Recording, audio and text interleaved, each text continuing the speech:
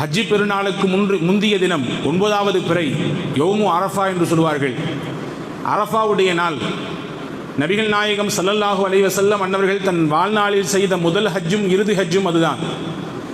ஹஜ்ஜி என்றாலே அரஃபா தான் என்று பெருமானாரால் கோடு கிடித்து காண்பிக்கப்பட்ட அந்த புனிதம் நிறைந்த அரஃபாவிலே, அந்த புண்ணியம் பூத்து குலுங்கக்கூடிய அந்த மைதான பேர்வழியிலே, ஷைத்தான்கள் எல்லாம் தலை தரித்து ஓடக்கூடிய அந்த நாளிலே, நன்மைகளை ஏற்றுக்கொண்டு மனிதர்கள் செய்த தவறுகளை எல்லாம் பரிபூரணமாக மன்னித்து, நான் உங்களை முழுவதுமாக மன்னித்து உங்களை அன்று பிறந்த குழந்தையாக மாற்றப் போகிறேன் என்று அல்லாஹ் வாக்கு கொடுக்கக்கூடிய அந்த நாளிலே பெருமானார் ஸல்லல்லாஹு அலைஹி வஸல்லம் பேசிய சொற்பொழிவு சொல்லப்போனால் அதுதான் நபிகள் நாயகத்தின் இறுதி பேருரை. அந்த பேருரையும் நம்முடைய வாழ்க்கையில் ஒவ்வொரு நிமிடமும் அதிலிருந்து கிடைக்கக்கூடிய சாரும், அதிலே இருக்கக்கூடிய மகத்தான ஒரு பேராற்றலையும் நாம் உணர்ந்து கொள்ள கடமைப்பட்டிருக்கிறோம். நபிகள் நாயகம் ஸல்லல்லாஹு அலைஹி வஸல்லம் இதே போன்று ஒரு துல்ஹஜ்ஜி மாதத்தில் தான் அரஃபாவில் கூடியிருக்கக்கூடிய ஹாஜிகளுக்கெல்லாம் முன்பு நின்று பேசினார்கள். ஊசிக்கும் இபாதல்லாஹ் வ உஹத்திதுக்கும் அலா தாஅத்தில்லாஹ், உங்களுக்கு நான் சில உபதேசங்கள் செய்ய போகிறேன். அல்லாஹ்வை நீங்கள் வழிபடக்கூடிய விஷயத்திலே உங்களுக்கு சில விஷயங்களை கற்றுத்தரப் போகிறேன் என்று சொல்லிவிட்டு சொன்னார்கள். ஐயுஹன்னாஸ் இஸ்மஉ மின்னி உபையினு லக்கும், என்னிடத்திலிருந்து சில விஷயங்களை நீங்கள் கேட்டுக்கொள்ளுங்கள். சில காரியங்களை உங்களுக்கு நான் தெளிவுபடுத்தி தரப்போகிறேன். நான் உங்களோடு பேச விரும்புகிறேன். இந்த நாளிலே, இந்த குறிப்பிட்ட இடத்திலே, இந்த குறிப்பிட்ட ஹாஜிகளாக இருக்கக்கூடிய உங்களுக்கு மட்டுமல்ல, உங்களை தொடர்ந்து வரக்கூடிய உலக அழிவு நாள் வரை வரக்கூடிய முஸ்லிம்களுக்கெல்லாம் சேர்த்து பாடம் நடத்தப் போகிறேன். சொல்லப்போனால் இதுதான் என்னுடைய இறுதி பாடமாக இருக்குமோ என்று கருதுகிறேன். காரணம், ஃபைன்னி லா அதிரி லஅல்லி லா அல்காக்கும் பஅத ஆமி ஹாதா ஃபி மௌகிஃபி ஹாதா, எனக்கு தெரியவில்லை, அல்லாஹ் மீது சத்தியமிட்டு சொல்கிறேன், அடுத்து ஒரு வருடம் இதுபோன்ற ஹஜ்ஜி மாதம் கிடைத்து அந்த துல்ஹஜ்ஜி மாதத்திலே இதே அரஃபாவிலே இதே இடத்திலே நான் உங்களை சந்திப்பேனா மீண்டும் என்று எனக்கு தெரியவில்லை. எனவே இதுவே என்னுடைய இறுதி ஹஜ்ஜாக இருக்கலாம். எனவே சில விஷயம் சொல்லுகிறேன், கேளுங்கள், நீங்கள் புரிந்து கொள்ளுங்கள், தெளிவாகிக் கொள்ளுங்கள் என்று பெருமானார் ஸல்லல்லாஹு அலைஹி வஸல்லம் முதலில் மக்களின் கவனத்தை தன் பக்கம் ஈர்த்து சொல்ல வரக்கூடிய தகவலினுடைய ஆழத்தையும் அதனுடைய தடிவத்தையும் அவர்களின் மனதிலே புரிய வைத்து, பின்னால் சொல்லக்கூடிய ஒவ்வொன்றும் உலகத்தில் வாழுகிற முஸ்லிம் என்று தன்னை அடையாளப்படுத்திக் கொள்ளக்கூடிய, நபிகள் நாயகத்தின் உம்மத் என்று பெருமையாக பேசிக்கொள்ளக்கூடிய ஒவ்வொருவரும் பின்பற்றி நடப்பதற்கு மிக தகுதியானது என்பதை பெருமானார் ஸல்லல்லாஹு அலைஹி வஸல்லம் உணர வேண்டும் என்பதற்காக வேண்டி மக்களின் கவனங்களை, இல்லை அங்கே கூடியிருக்கக்கூடிய ஹாஜிகளின் கவனங்களை, இல்லை அந்த ஹாஜிகள் மட்டுமல்ல, உலகத்தில் இருக்கக்கூடிய எல்லா முஸ்லிம்களின் கவனங்களையும் தன் பக்கம் ஈர்க்கிறார்கள். ஈர்த்துவிட்டு பல உபதேசங்கள் செய்தார்கள். இங்கே நான் முக்கியமாக 1-2 கோடிட்டு காட்ட விரும்புகிறேன். பெருமானார் ஸல்லல்லாஹு அலைஹி வஸல்லம் அன்னவர்கள் செய்த முக்கியமான உபதேசங்களில் ஒன்று, இன்ன ரிபல் ஜாஹிலியத்தி மௌதூஉன், அறியாமை காலத்தில் வாங்கிக் கொண்டிருந்த வட்டிகள் எல்லாம் இதோ இன்றோடு புதைக்கப்பட்டு விட்டது. இனிமேல் உங்களில் யாரும் வட்டிக்கு அடிமையாகி விடாதீர்கள். வலக்கும் வலாக்கின் லக்கும் ரூசு அம்வாலிக்கும், நீங்கள் கொடுத்த முதலை மட்டும் பெற்றுக்கொள்ளுங்கள், கொடுத்த காசை மட்டும் நீங்கள் திரும்பி பெற்றுக்கொள்ளலாம். அதிலிருந்து கிடைக்கக்கூடிய மேலதிகமான தொகையை, மேலதிகமான பணத்தை நீங்கள் வட்டியாக புசிப்பதை இன்றோடு நீங்கள் நிப்பாட்டிக் கொள்ளுங்கள். லா தظلمون வலா துظلمون, நீங்கள் பிறருக்கு அநீதி இழைக்காதீர்கள், பிறனால் அநீதி இழைக்கப்படவும் செய்யாதீர்கள். நீங்க அடுத்தவர்கிட்ட வட்டி வாங்கி அந்த அடுத்தவருக்கு நீங்கள் அநியாயம் செய்யாதீர்கள். அதே போன்று காசை கடன் பெற்று அவருக்கு வட்டி கொடுத்து அநியாயம் இழைக்கவும் படாதீர்கள். ரெண்டும் செய்யாதீங்க, கொடுக்கவும் செய்யாதீங்க, வாங்கவும் செய்யாதீங்க என்று பெருமானார் ஸல்லல்லாஹு அலைஹி வஸல்லம் சொன்னதோடு நிப்பாட்டவில்லை, செய்து காட்டினார்கள். உண்மை தலைவர் என்பதற்கு இலக்கணமே பெருமானாரிடத்தில் இதைதான் நாம் படிக்க வேண்டும். எங்கே எதை சொன்னாலும் அதை அமுல்படுத்துவது முதல் நபராக பெருமானார் இருப்பார்கள். தலைவர்கள் தொண்டர்களை உசுப்பேற்றுவார்கள், உக்கிரமத்திலே கொண்டு வருவார்கள், இதை செய்து முடித்து விட வேண்டும் என்று கட்டளையிடுவார்கள். இதுதான் நம்முடைய லட்சியம் என்று பயணத்திற்கு வழிகாட்டுவார்கள். ஆனால் அந்த லட்சிய பாதையிலே அவர்கள் நிற்பார்களா என்றால் அது கேள்விக்குறிதான். ஆனால் இதற்கு நேர் மாற்றமாக விதிவிலக்காக பெருமானார் ஸல்லல்லாஹு அலைஹி வஸல்லம் சொன்னார்கள் என்றால் அதை முதலில் பெருமானார் செய்வார்கள். சொன்னார்கள், இதை நான் சொல்லிவிட்டேன், இதை முதலில் நான் அமுல்படுத்துகிறேன். என்னுடைய சிறிய தகப்பனார் அப்பாஸ் இவர் பலருக்கு கடன் கொடுத்திருக்கிறார். இவரிடத்திலிருந்து கடன் பெற்றவர்கள் ஏராளம் இருக்கிறீர்கள். யாரெல்லாம் இவரிடத்திலிருந்து கடன் வாங்கியிருக்கிறீர்களோ வாங்கிய கடன் தொகையை மட்டும் திருப்பி தந்தால் போதும், வட்டி எல்லாம் தள்ளுபடி செய்யப்பட்டு விட்டது. அதுன்னு சொன்னாங்க. இன்னும் குறிப்பு வருகிறது, அந்த கடன் தொகையை கூட திருப்பி கொடுப்பதற்கு சக்தி இல்லை என்றால், ஏழ்மை உங்களை போட்டு பந்தாடுகிறது என்றால், அந்த கடன் தொகையை கூட நான் பரிசீலனை செய்வதற்கு, நாங்கள் எல்லாம் சேர்ந்து தள்ளுபடி செய்வதற்குண்டான யோசனையில் இருக்கிறோம் என்ற முடிவுக்கும் கூட பெருமானார் ஸல்லல்லாஹு அலைஹி வஸல்லம் வந்தார்கள்.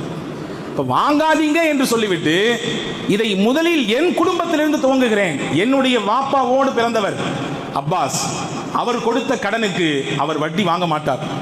நீங்கள் உரிய தொகையை மட்டும் திருப்பி செலுத்தினால் போதும், வட்டியை கொடுக்க வேண்டாம் என்கின்ற அதி அற்புதமான முன்னுதாரணத்தை, முன்மாதிரியை தன் குடும்பத்திலிருந்து அந்த ஒற்றை வரி ஆலோசனைக்கு, உபதேசத்திற்கு இலக்கணமாய் தன்னை அமைத்துக் கொண்டார்கள். அன்பு சகோதரர்களே, இன்றைய தினம் வட்டி எந்தெந்த ரூபத்திலெல்லாம் வந்து நிற்கிறது. ஆனால் அதை நாம் தவிர்த்து வாழுகிறோமா? அதை எப்படி நியாயப்படுத்தலாம்? அதை எப்படி உண்மைப்படுத்தலாம்? அதை எப்படி வளைந்து நெளிந்து நாம் அதை ஏற்றுக்கொள்வதற்கு முன்வரலாம் என்று யோசிப்பவர்கள் பலர். ஆனால் இந்த காலத்திலும் கூட எங்கெல்லாம் வட்டி, எதை தொட்டாலும் வட்டி என்கின்ற பெயர். பெருமானார் சொன்னார்கள் தானே, ஒரு காலம் வரும் வட்டியை வாங்காதவர்கள் இருப்பார்கள், ஆனால் வட்டி எங்கெல்லாம் புகுந்து விடும் என்றால், வட்டியை வாங்காவிட்டாலும் வட்டியின் புகையாவது அவர்களின் மேலே பட்டுவிடும் என்றார்கள்.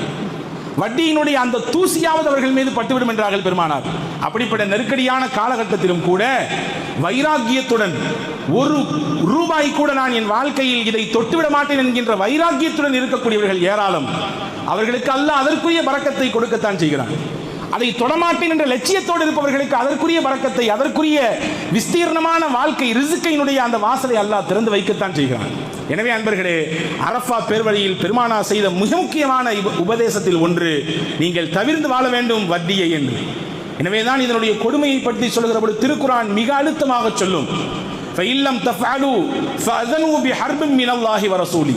நீங்கள் செய்யக்கூடிய இந்த காரியத்தை விட்டொழிக்கவில்லை என்றால், இந்த வட்டி வாங்குதல் கொடுக்குதலை நீங்கள் விடவில்லை என்றால்,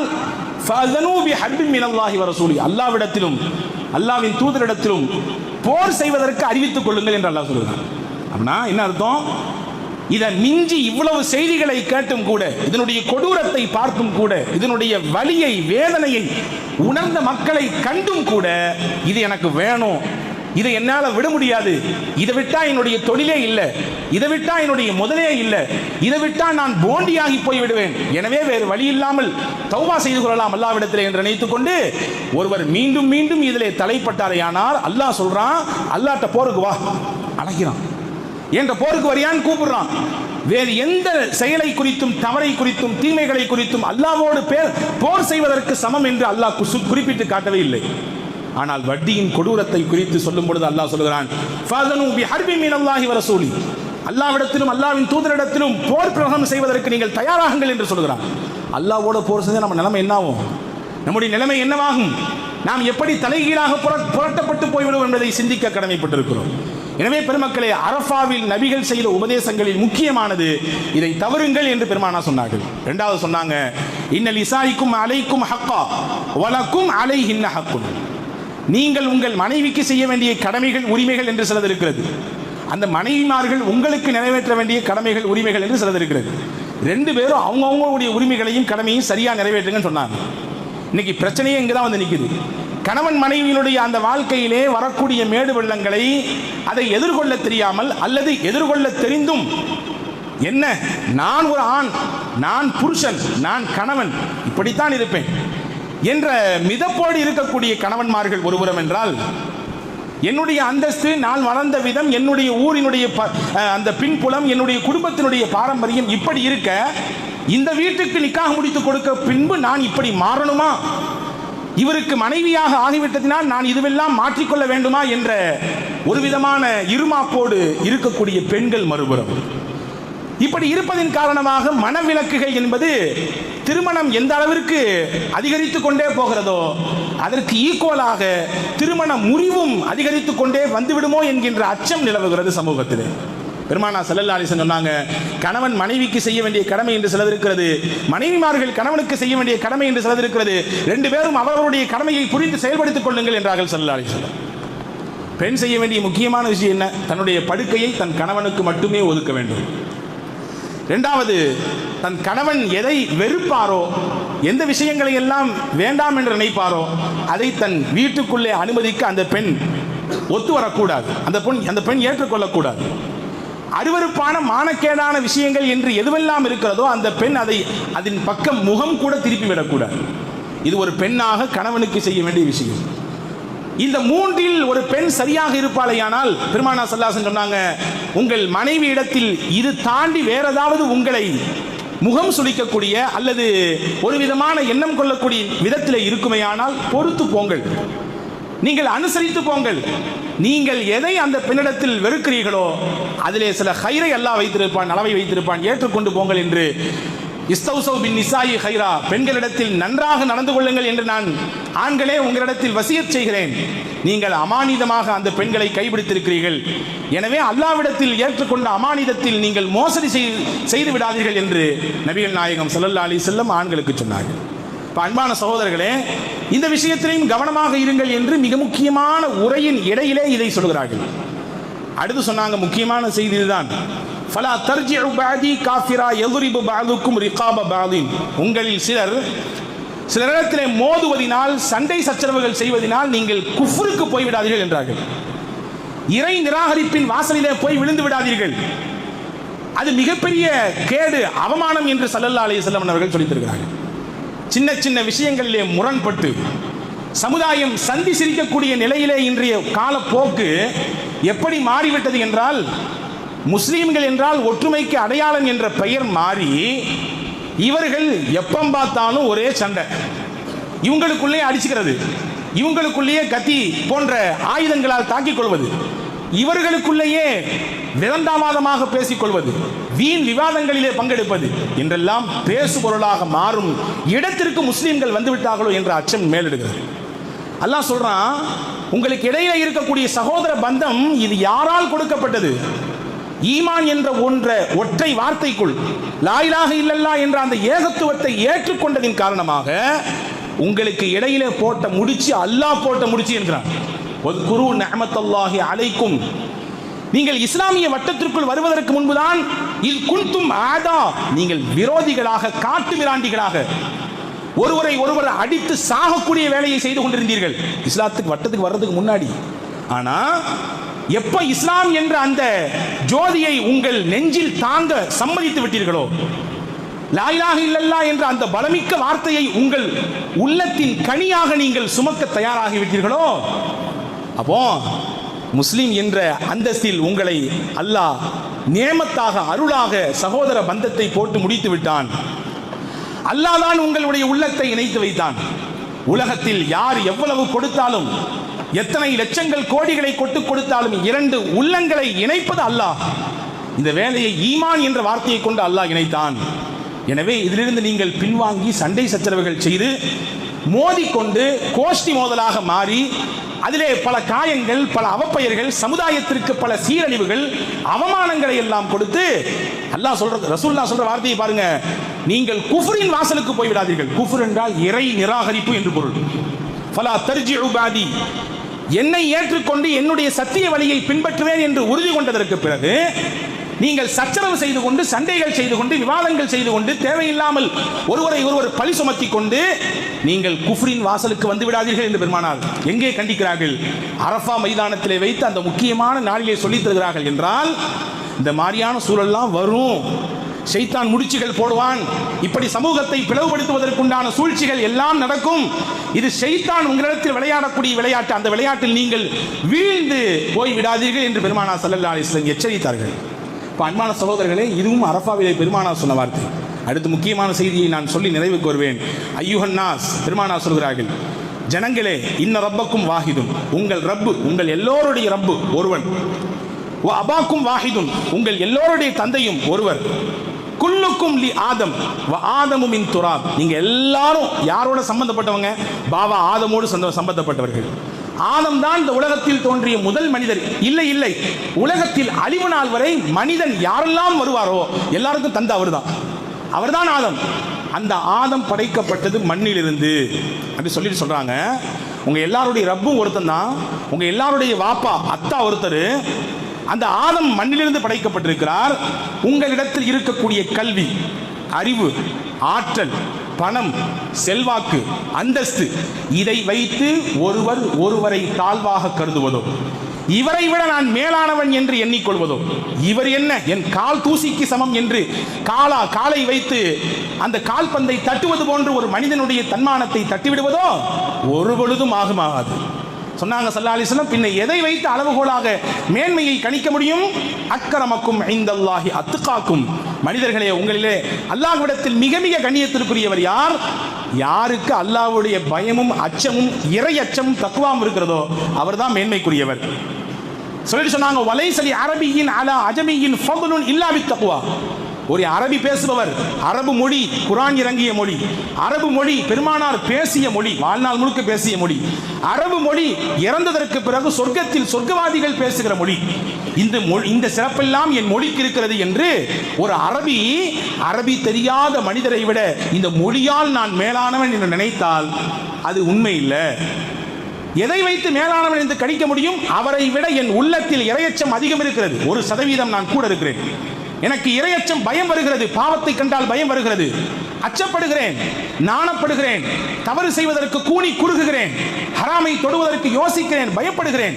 இந்த நிலை நாளுக்கு நாள் கூடிக்கொண்டே செல்மையானால் இதை வைத்து நாம் மேன்மையானவர் என்று நான் கருதி கொள்ளலாம்.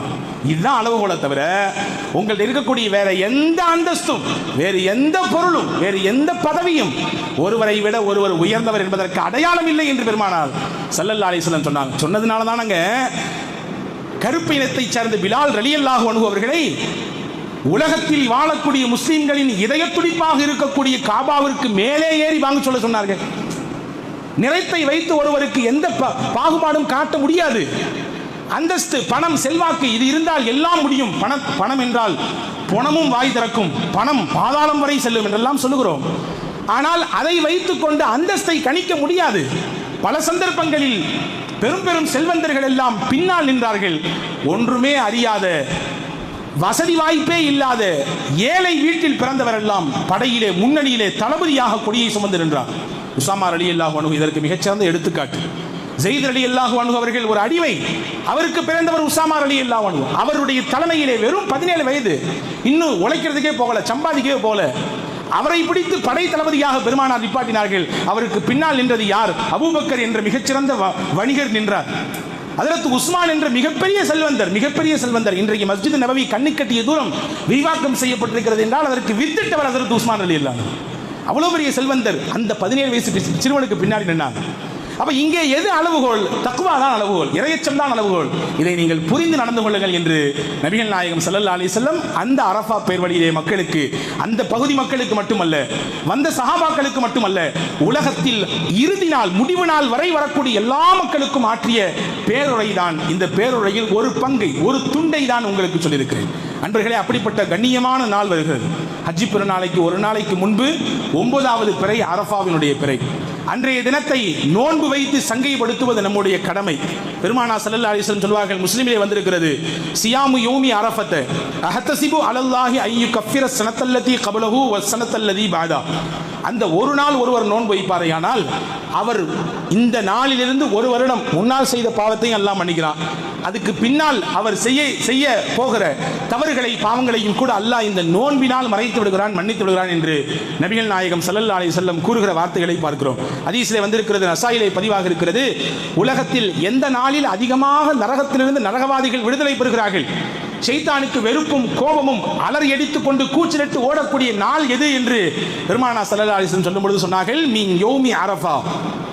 அரஃபாவுடைய நாளில் தான் அல்லாஹ் நரகத்திலிருந்து நரகவாதிகளை அதிகமாக விடுதலை செய்கிறான். அல்லாஹ் அதிகமாக நன்மைகளை கொடுக்கிறான் என்பது மட்டுமல்ல, மலக்குமார்களை கொண்டு பெருமைப்படுகிறான். அடியார்கள் செய்யக்கூடிய நல்லமலை பார்த்து, குறிப்பாக ஹாஜிகள் ஹஜ்ஜிலே செய்யக்கூடிய செயல்களை பார்த்து, ஹஜ்ஜி செய்யாதவர்கள் தங்களுடைய நாடுகளில் ஊர்களில் இருந்து செய்யக்கூடிய நோன்பை பார்த்து, அங்கே கேட்கப்படக்கூடிய பிரார்த்தனைகளை பார்த்து அல்லாஹ் மலக்குகளை கூப்பிட்டு சந்தோஷப்படுகிறான் என்றெல்லாம் நபிகள் நாயகம் ஸல்லல்லாஹு அலைஹி வஸல்லம் சொல்லியிருக்கிறார்கள். எனவே அன்பர்களே, வரக்கூடிய அரஃபாவுடைய அந்த சிறப்பான நாளிலே நாம் எல்லோரும் குடும்பத்தோடு நோன்பு வைக்க வேண்டும். அந்த நோன்பு 2 வருடத்தினுடைய நாம் செய்கின்ற பாவங்களுக்கெல்லாம் பிராய்ச்சித்தமாக மன்னிப்பாக மாறுகிறது. அல்லாஹ்விடத்தில் நம்முடைய நெருக்கம் உயர்வதற்குரிய வழியாக அந்த நோன்பு இருக்கிறது என்பதை நாம் கவனத்தில் கொள்வோம்.